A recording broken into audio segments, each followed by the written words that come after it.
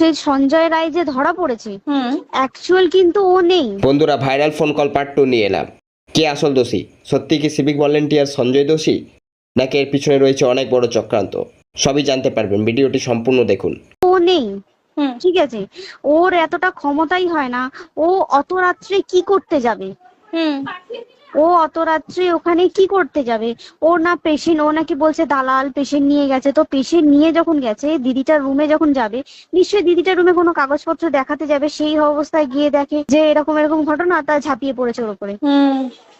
এরকম কিছু কি, তাও কিছু নয়, শুধু গেছে দেখছি, দেখা গেছে ড্রিঙ্ক অবস্থায় গেছে আর এসছে, এইটুকুই দেখা গেছে। তারপরে হচ্ছে কি, তোর অনেক রকম এখানে অনেক রকম ব্যাপার আছে। যে দিনকে ঘটনাটা ঘটে তার ঠিক 2 দিন পরে ওই সেমিনার বাথরুমের অজুহাত দিয়ে ডক্টর যে রুমের দেওয়ালটা ভেঙে দিয়েছে। কেন? প্রথমে ওকে বললো সুসাইড করেছে, আমাদের যখন ফার্স্ট খবর আছে তখন সুসাইড করেছে। তারপরে যখন হসপিটালে যাই তখন গিয়ে শুনছি নাকি না, সুসাইড করেনি, এটা রেপ করেছে, রেপ করে মার্ডার করা হয়েছে। বুঝতে এখানে বিশাল বড় একটা গেম চলছে। আর যে ওর উপর কি রাগ ছিল, মানে হ্যাঁ হ্যাঁ হ্যাঁ হ্যাঁ হ্যাঁ হ্যাঁ একদম আমি তো কি বললাম, শোন, তুই যদি কারোর সাথে কম্প্রোমাইজ করি তাহলে তোর পোস্ট বাড়বে, তুই কারোর সাথে কম্প্রোমাইজ করবি না তোকে মার্ডার করে দেবে। মানে ওরকম টাইপের কিছু বলতো? এরকমই টাইপের কিছু একটা ছিল। আইদার খুব রাফ, মানে খুব রাগ, খুব মানে খুব ওর উপরে খুব ফ্রাস্ট্রেশন ছিল, যারই ছিল খুব ফ্রাস্ট্রেশন ছিল। শুধু ওকে মারিনি রে, রীতিমতো মার্ডার করেছে। ওর যে ক্ল্যাচারটা ছিল, ওর আমি শুনেছি এটা, ওর ইউরিনের রাস্তায় ক্ল্যাচারটা ঢুকিয়ে দিয়েছে, তুই জানিস? মানে কি বলবো, মানে ওকে দেখা যাচ্ছে না, আমরা তো দেখেছি নিজের চোখে, ওকে দেখা যাচ্ছে না। মানে একটা মৃত্যু কতটা, মানে এই তো মানে প্রচন্ড কষ্ট পেয়ে একটা মেয়ে মারা গেল। আর ওর যে গলাটা চেপে ধরেছে, ওর ওই চেপে ধরাতে মানে এতটাই জোরে চেপে ধরেছে, চোখ ফেটে রক্ত বেরিয়েছে। বুঝতে পেরেছিস? মানে কি বলতো, যদি ধরা পড়ে না, উচিত মানে যারা এটার সঙ্গে দায়ী না। আর এই যে সিবিআইটা হয়েছে, সিবিআইটা একমাত্র আমাদের জোরেতেই সিবিআইটা এসছে। মানে আমরা ওই সঞ্জয় রায় একার পক্ষে সম্ভব না এইসব। তারপরে পোস্টমর্টম রিপোর্টে তুই জানিস ওই আমাদের ভাজাইনা থেকে 150 গ্রাম স্পাম বেরিয়েছে। পোস্টমর্টম রিপোর্ট 150 গ্রাম স্পাম, মানে বুঝতে পারছিস? নট এ ক্যালকুলেটেড, মিনিমাম কম করে 6 থেকে 7 জন করেছে ওকে রেপ। ওই জন্যই তো আমরা এতটা বেশি ভাইলেন্ট হয়ে গেছি, বুঝতে পেরেছিস? আর তারপর দেখো, একটা মেয়ে তার কাজের জায়গাতেই ছিল, এমনটা নয় যে রাস্তাঘাটে কোনো বিপদ, তার কাজের জায়গাতেই সেফ নয়। শোন দেখ, বড় বড় কোম্পানিতে কি হয়, রুমের ভেতরে এগুলো হয়, মানে ধর রুমের ভেতরে হলো, যেমন কল সেন্টারে হয়, নাইট শিফটে হয়, এইগুলো একসেপ্টেবল।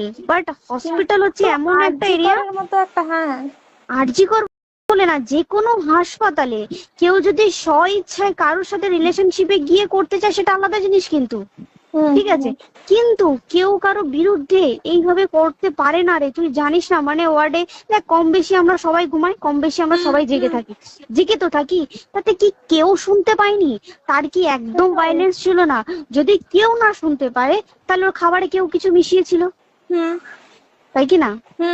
সেটাও পোস্টমর্টম রিপোর্টে মানে লিক করছে না যে কেন খাবার ও তো খাবারটা খেয়েছিল, সেটা তো নিশ্চয়ই পেটেই ছিল, পেট থেকে বমি করে বের করে দেন, সেটা তো ফরেনসিক রিপোর্টে কিছু বলবে।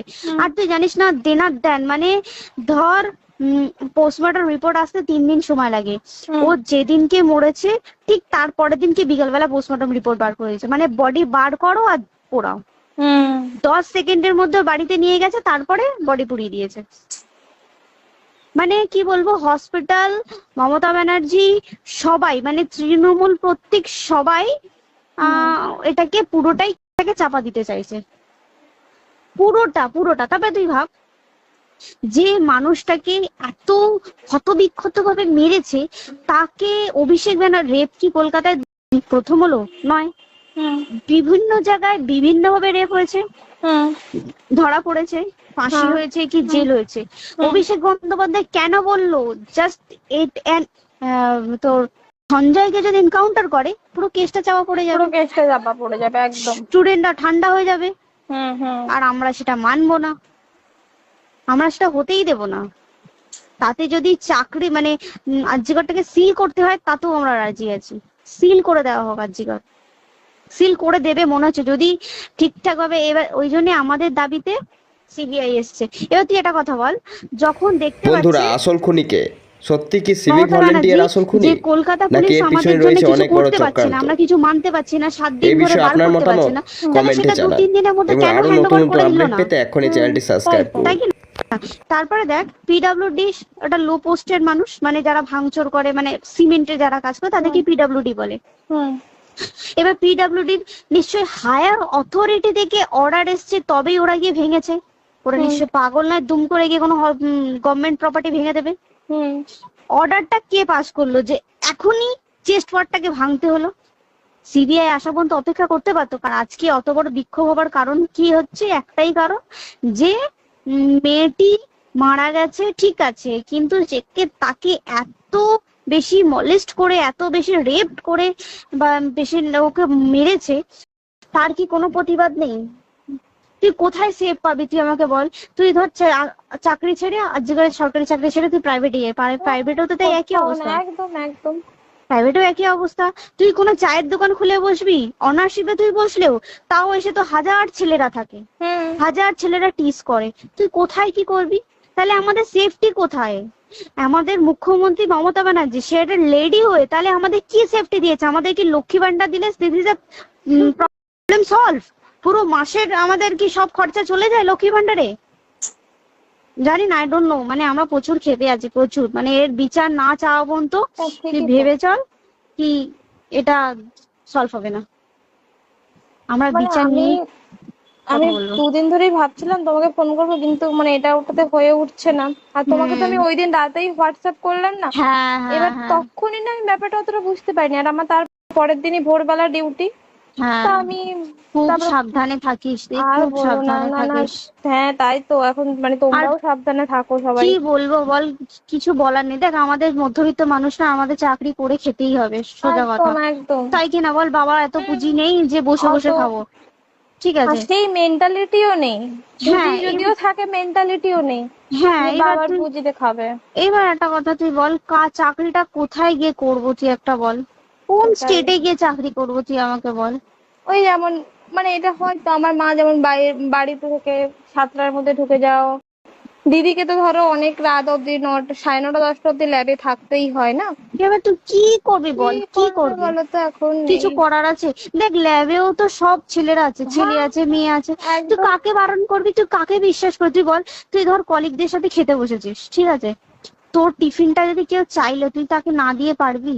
না একদমই। আর কার মনে যে কি আছে সেটাই তো কি বলবি বল? এবার তুই বল, খাবারটা যে খাবি, তোর টিফিন কেউ চাইলো বা তোকে যদি কেউ বললো কে একটু একটু খা, যেমন আমরা শেয়ারে হয় স্কুলে যেটা আমাদের আমাদেরও শিখে হয়, এসেছি, যেটা হ্যাঁ স্বাভাবিক, এটা সবারই এটা তো হয়। স্বাভাবিক। তুই বল তাতে যদি এরকম অবস্থা হয় তাহলে কি করবে মানুষ, তুই আমাকে বল।